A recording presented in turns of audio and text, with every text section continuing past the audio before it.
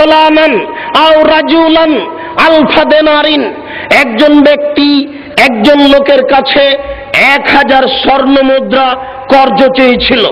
একজন ব্যক্তির নিকটে 1000 স্বর্ণ মুদ্রা কর্জ চেয়েছিল।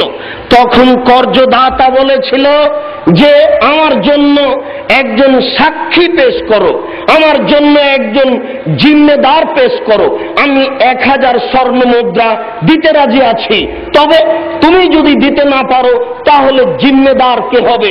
তুমি যদি দিতে না পারো তাহলে জিম্মেদার কে হবে? আল্লাহ। আমি তখন বলেছিলাম আল্লাহ কাফিল, আল্লাহই জিম্মেদার হওয়ার জন্য যথেষ্ট। তারপরে লোকটা চেয়েছিল ঠিক আছে আমি 1000 স্বর্ণ মুদ্রা দিতে রাজি আছি, একজন সাক্ষী রাখতে হবে। আমি বলেছিলাম আল্লাহই সাক্ষী যথেষ্ট, তোমার উপরে এসে লোকটা রাজি হয়ে যায়। বুখারী মুসলিমের হাদিস। লোকটা এই কথার ভিত্তিতে 1000 স্বর্ণ মুদ্রা দিল।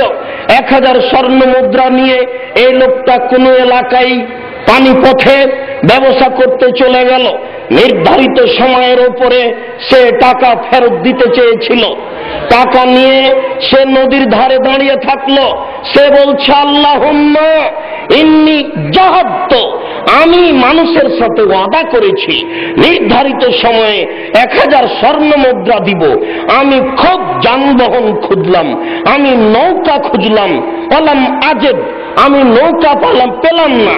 আমি ওই লোকের সাথে ওয়াদা করেছি আমি তাকে নির্ধারিত সময়ে 1000 স্বর্ণ মুদ্রা দিব। প্রতিপালক তুমি জানো আমি যখন তার কাছে স্বর্ণ মুদ্রা চেয়েছিলাম তখনও বলেছিল যে একজন জিম্মেদার দাও। সে বলেছিল জিম্মেদার লাগবে না, আল্লাহই জিম্মেদার। আমি বলেছিলাম জিম্মেদার লাগবে না, আল্লাহই জিম্মেদার। আল্লাহ কর্জদাতা চেয়েছিল একজন সাক্ষী পেশ করো। আমি বলেছিলাম সাক্ষী লাগবে না, আল্লাহই সাক্ষী দিবে। আজকে আমি নির্ধারিত সময়ে টাকা দিতে পারছি না, আমি সাক্ষী রাখিনি, আমি জিম্মেদার রাখিনি, তোমাকে সবকিছু করেছি। আজকে আমি নৌকা পেলাম না, আমি টাকাও পৌঁছাতে পারলাম না। আমি এই টাকা 1000 স্বর্ণ মুদ্রা কাঠের ভিতরে ঢুকিয়ে মুখটা সীসা দিয়ে বন্ধ করে ফারামা ফিল বাহারে বেহা, এইভাবে বন্ধ করে দিয়ে কাঠটা সাগরে ফেলে দিল। যার সাথে কথা ছিল নির্ধারিত সময়ে টাকা পৌঁছিয়ে দিবে, সেই লোকটা জানে আজকে সময় হয়েছে, দেখা যাক নদীর ঘাটে যাই কথা কেমন হয়। নদীর ঘাটে কর্জদাতা আসলো, কোনো ব্যক্তি নেই, যাকে কর্জ দিয়েছিলাম সেও নেই, তার পক্ষ থেকে কোনো লোক নেই। কর্জদাতা দেখলো একটা কাঠ নদীর পাশে লেগে আছে, কাঠটা তুলে নিয়ে এসে বাড়িতে তার স্ত্রীর সামনে ফেলে দিয়ে তাকে একটু চিরে দেওয়ার চেষ্টা করলো জ্বালানি হিসেবে ব্যবহার করার জন্য। চিরার সাথে সাথে দেখা গেল 1000 স্বর্ণ মুদ্রা রয়েছে, সেখানে একটা পত্র লেখা রয়েছে আমি নির্ধারিত সময়ে আপনার কাছে টাকা পৌঁছাবো বলে এসেছিলাম নদীর পাশে, আমি কোনো যানবাহন পাইনি।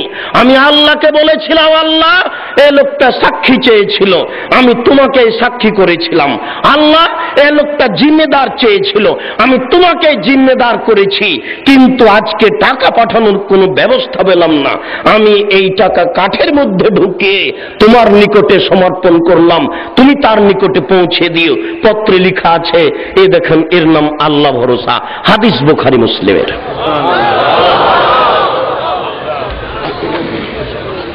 মুসা আলাইহিস সালাম তার সঙ্গী সাথী নিয়ে এলাকা থেকে পালিয়ে যাচ্ছেন। ফেরাউন ধাওয়া করেছে, সামনে সাগর, বাম দিকে ফেরাউন, পিছনে ফেরাউন, সামনে সাগর, পালিয়ে যাওয়ার কোনো পথ নেই। তালা আসহাব মুসা, মুসা আলাইহিস সালামের সঙ্গী সাথী বললেন ইন্না লামুদরাকুন, আমরা বন্দী, আমরা আটকা পড়েছি। বামে ফেরাউন, পিছনে ফেরাউন, সামনে সাগর, পালিয়ে যাওয়ার কোনো পথ নেই, বাঁচার কোনো পথ নেই। মুসা আলাইহিস সালাম বললেন কাল্লা, কখনো নহে, ইন্না মায়া রাব্বি, আমার সাথে আমার প্রতিপালক রয়েছেন, সায়াহদিনী, তিনি আমাকে পথ দেখাবেন। যখন সঙ্গী সাথী বললেন আমাদের বাঁচার পথ নেই, ডানে ফেরাউন, বামে ফেরাউন, পিছনে ফেরাউন, সামনে সাগর, তখন তিনি বললেন কাল্লা, কখনো নহে, অসম্ভব, হতে পারে না। ইন্না মায়া রাব্বি, আমার সাথে আমার প্রতিপালক রয়েছেন, সায়াহদিনী, তিনি আমাকে পথ দেখাবেন। কাল্লা, কখনো নহে, অসম্ভব, হতে পারে না। ইন্না মায়া রাব্বি, আমার সাথে আমার প্রতিপালক রয়েছেন, সায়াহদিনী, তিনি আমাকে পথ দেখাবেন। বাহ্যিকভাবে কোনো পথ দেখা যায় না। কিভাবে মুসা আলাইহিস সালাম এই কথা বলেন? চতুর্দিক ফেরাউন ঘেরে আছে, সামনে সাগর আছে, বাহ্যিকভাবে কোনো পথ দেখা যায় না। কিভাবে তিনি বলছেন আল্লাহ আমাকে পথ দেখাবেন? আল্লাহ তাআলা বলছেন ফাওয়াহাইনা ইলা মূসা, আমি মূসাকে বললাম, আমি যে বেসাকাল বাহর, মূসা তোমার হাতে একটা লাঠি আছে, এই লাঠি দিয়ে তুমি সাগরের উপরে মারো। মূসা আলাইহিস সালাম সাগরের উপরে লাঠির আঘাত করলেন, ফানফালাকা, লাঠি মারার সাথে সাথে সাগরে 12টা রাস্তা হয়ে গেল। কুল্লু ফিরকিন কাত্তাউদিল আযীম, প্রত্যেকটা পথের এই পানির উচ্চতা ছিল বিশাল পাহাড়ের সমান। শুনুন, মাটির ওপরে রাস্তা হয়ে গেল, পানি দুই দিকে সরে গেল। যেখানে পানির গভীরতা 100 কিলোমিটার, সেখানে পানির পাহাড়ের উচ্চতা 100 কিলোমিটার। যেখানে পানির গভীরতা 500 কিলোমিটার, সেখানে পানির উচ্চতা হচ্ছে 500 কিলোমিটার। যেখানে পানির গভীরতা 1000 কিলোমিটার, সেখানে পানি 1000 কিলোমিটার উঁচু হয়ে দাঁড়িয়ে আছে। নিচে মাটির ওপরে রাস্তা, মুসা আলাইহিস সালাম সঙ্গী সাথী নিয়ে পার হয়ে গেলেন। একই বলা হয় আল্লাহ ভরসা। সম্মানিত দিনী ভাই, মানুষ যখন আল্লাহর উপরে ভরসা করে তখন আল্লাহ তাআলা তার বাঁচার পথ বের করে দেন। যখনই মানুষ আল্লাহকে বিশ্বাস করে আল্লাহর উপরে ভরসা করে তখন আল্লাহ তাআলা তার বাঁচার পথ করে দেন। দেখুন ইউসুফ আলাইহিস সালামের ঘটনা। ইউসুফ আলাইহিস সালাম ঘরে ঢুকলেন, সেখানে রয়েছে জুলাইখা, গাল্লাকাতিল আবওয়াব, জুলাইখা সব দরজা বন্ধ করে দিল।